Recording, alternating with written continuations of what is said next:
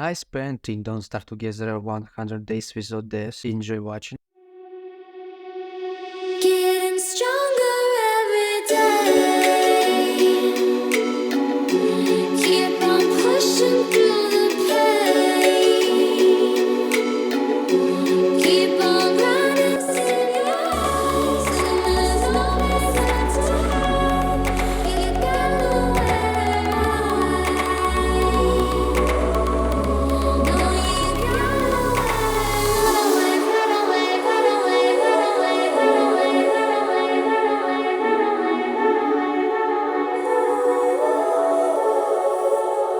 Choice fell on Weber. Pigs don't like him, but he has a good relationship with Arthropod family. Immediately after appearing in this world, we see that in our positions there are only a spider, a cocoon, and 2 pieces of monster meat. The meaning of this game is to survive at any cost, and the main task is to resist everything that wants to kill us. In this game it is easier to leave things that are friendly to us than things that want to kill us. The first day started with gathering grass, sticks, flint and berries. My main task in the first 10 days is to explore as much of the map as possible and gather enough resources to build a base. First of all, it is necessary to obtain gold in order to craft a backpack, which will allow us to increase the number of slots for our precious resource. A little later I found a wormhole that led us to a swamp. In the swamps I came across iron mechanisms from which I will soon be able to obtain the gears necessary for vital crafting. Now we have nothing to do in the swamp, so following the path we come to a pig village. This is the most dangerous place at the moment. I don't know why, but pigs don't like friendly spiders. I think it's time to make a backpack and start collecting the necessary resources. Pigsties will help us with this. Picking several pig houses and realizing that I couldn't handle all the pigs, I decided to lead them to my spider boyfriend to even the odds.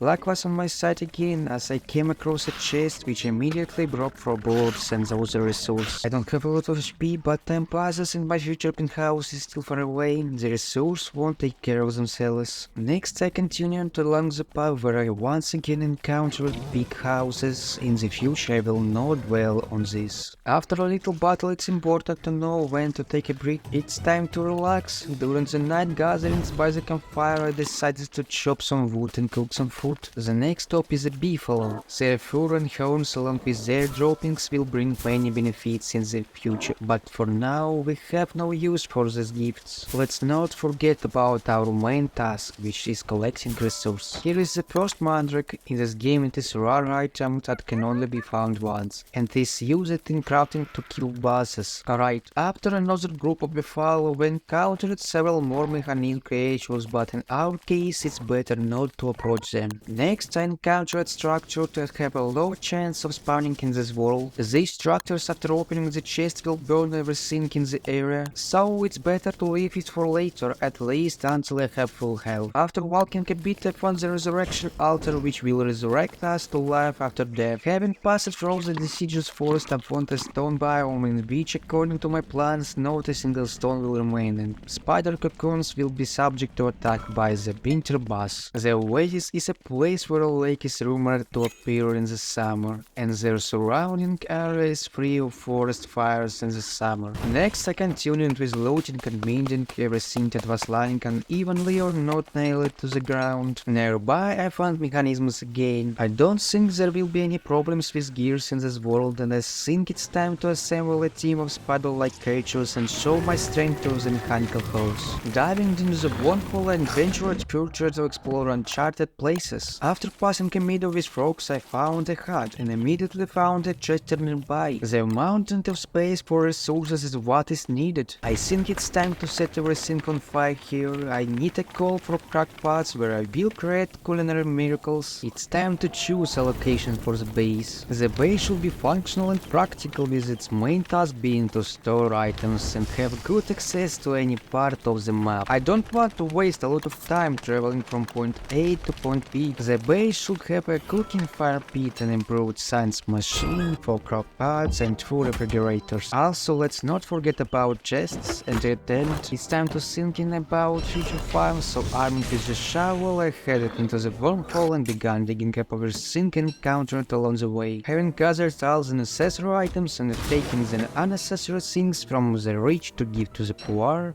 I planted seedling at the base. It's time for gifts which I won't hesitate to take. I think the buffalo won't mind a little clean up, and I will also stop by the nearest marshes to grab some reeds. It had some night, a little night a job as professional hairdresser. Next I made my way to the swamps, where I immediately took advantage of the opportunity and broke a spider cocoon, taking all the web and leftover food with gears. A little further I found a decent weapon that dropped from the tentacle. I spent the first full moon in this game picking up poop, so I decided to take all my anger out the Buffalo Beach. By the way, made the horn fall out. Returning home and sorting out all the necessary items in the boxes, I noticed that it was already the 12th day, and immediately began building a farm, but I was interrupted by a hobbling hounds. I have a little help, so I need to hurry to the wormhole in order to avoid a fight with the hounds using cunning. Unfortunately, several hounds were able to get me, but I killed them not without success. Now no one will interrupt me from building a farm. I will start with building a room for the future turkey trap. After planting all the berry bushes and fertilizing them, I took a spider cocoon from the chest, set it up, gathered some food, and then went to sleep in the tent to restore my health. As you saw, I crafted nets which helped me catch bees and butterflies to craft a beehive. For this I went to the wormhole from which I tried to get rid of the hounds. I remember there were many bees and beehives in that clearing, so after killing all the hounds and collecting enough bees, butterflies and honeycombs, I went home and set up for beehives nearby. After preparing some meatballs and taking a nap in the tent, I gained strength, built me rice, and went to the wooden structure to retrieve items from the chest. But I didn't know how to do it correct, so I couldn't avoid a fire. Taking the fire stuff, I headed towards the nearest mechanisms, which fortunately were fighting crocodile spiders. So I went further to explore the forest while marauding everything in sight. After the journey, I decided to finish building my farm. I wanted to do it before the start of winter. I also placed some chests, installed a lightning rod in eyelets and chests, and inverted. A little further from the house, I decided to set up several big houses with lightning rods. Let's also not forget about the lightning rod on our farm. It's time for minor cosplay. I told you that I have grand plans for this place, but before that I decided to find and kill the koala slug. After killing the elephant, I heard the hounds barking again, but there are a lot of spiders here, so I had no problem dealing with them. The next morning greeted me with a sudden chill and non-stop farming. Having crafted more meat dryers and prepared food, I crafted helmet and set out to gather the fruits of my labor. But a turkey appeared, and after chasing it for a bit, I killed it. The first penguins have already started appearing, which means it's time to farm ice, which will allow me to craft a snowball machine in the future. Since winter has arrived, it's time to hunt down my task. In 1 week can create a stuff that will increase our speed by 25%. Taming spiders and killing the mag task. I was disappointed to see that the task did not drop it for me, so I will need to return again in a few days. Let's not forget about the ice and the bushes with sticks that I planted on my farm while the ice was placed in the fridge. Then I dove into the wormhole and destroyed another pig's house. Crafting pitchfork, I set off to explore new territory while simultaneously digging up the soil. Having a bit of fun, I almost died because of the birds that suddenly decided to wake up and interrupt me from an important task, but luckily I managed to craft a torch and escape. Returning home and feeling sleepy, I started to cook my favorite meatballs. Immediately after cooking, the hounds came again. With the help of spiders, I figured it out. At the same time, I tamed the spiders and broke the cocoon. The web was also useful to me. I immediately headed towards the mag task. Enough time had passed for respawn, but before that I needed to tame a few spiders. This time I quickly killed the mag task, but he still didn't drop his task for me. Winter is coming to an end, so I risk being left without a cane for the next 100 days. It's not critical, but it will be very unpleasant to crawl like a snail for the next 100 days. A little later I found myself near my base again, where I decided to destroy another spider cocoon. It had already reached its maximum level, so an extra cocoon wouldn't hurt. The winter boss Cyclops deer will arrive soon, so it's time to start preparing for the battle. Here we are, the boss is already dealing with the spiders, and my task is only to lead him from cocoon to cocoon. I don't want to play with him for long, so after the second cocoon I simply finish him off, taking the necessary eye that will be very useful useful in the spring. My mind hit rock bottom after what I saw, so horror overtook me, but even they won't stop me from returning to the base. After the full moon, I returned to Maktask, whose task had finally fallen. I don't even know whether to consider myself lucky or not. After Maktask, I returned to the battlefield to gather all the cobwebs, spider glands, and cocoons. I may be great for killing the boss, but no one else is digging up the grass bushes except me. The farm needs to be completed. Returned home after farming, I crafted chests and bird cage, and then started organizing the chests again. Spring is the time of year when the snow melts and the temperature returns to normal. The cold is replaced by rain and a bunch of frogs, and the Cyclops deer passes the baton to the boss goose. Winter has gone, which means it's time to farm again. This time I decided to gather stone. The rain has started and I will be saved from it by the umbrella I crafted from the Cyclops eye. Upon returning home, I crafted snowball throwing machine and I placed them at the base in the farm. Day 38 is the very day when my lady asked Dagnan to finish building the farm. You may think that I forgot about the mechanisms in the swamps, but not even 100 days have passed and I am already running with my army. The battle was not long, so I decided to get all the marble that was here. In the future it will be serve as good armor for me. While searching the tumbleweeds, I came across a few more mechanisms that I figured out without thinking there can never be too many gears. Returning home after a long journey and exploring the map, I put everything necessary in chests and did all the household chores. I also dealt with the spiders and broke the 3-tier spider cocoon. Looking at the number of days, I started crafted armor to kill mouse goose. We mustn't forget which character we are playing for, so before the battle we should recruit an army that will help me defeat the boss. The battle began and after a few seconds I became clear that the boss wouldn't pass spiders against my army. To be honest, I expected more resistance. When the boss fell, the little ones instantly turned into small hurricanes that caused great damage. In this battle, spiders helped me significantly. Without them, I would have to spend a lot more on armor and weapons. Analyzing the 2 previous battles, one gets the impression that you can kill any boss thanks to spiders, but this is mistake opinion. Most of the other bosses won't be easy to defeat even with an army of spiders. These don't start together, as you may have noticed I play alone. I was attacked by hounds again, but I also dealt with them without any problems. Returning home, I recovered and began changing my flour at my base. I also returned to my farm to plow the field and plant seeds there to get corn, which will be useful to me for one important dish. On the 15th day, I took water into the lake, watered my farm and went to mine stone. My goal is to dig up all the stone on this map, but for now we are limited only this part of the map. 8 hours later. Thanks to the mined stone, I was able to report the flower at my base and then put order in all the chests. This season the buffalo is aggressive towards the player, but this won't stop me from collecting all the pop that I just meet on my way. My completed farm is already bearing fruit in the form of potatoes and corn, so I will add the last final element in building my farm. My goal was to craft a powder pie which can be crafted only with the help of corn. According to rumors, this pie spoils for as long as 18,000 days.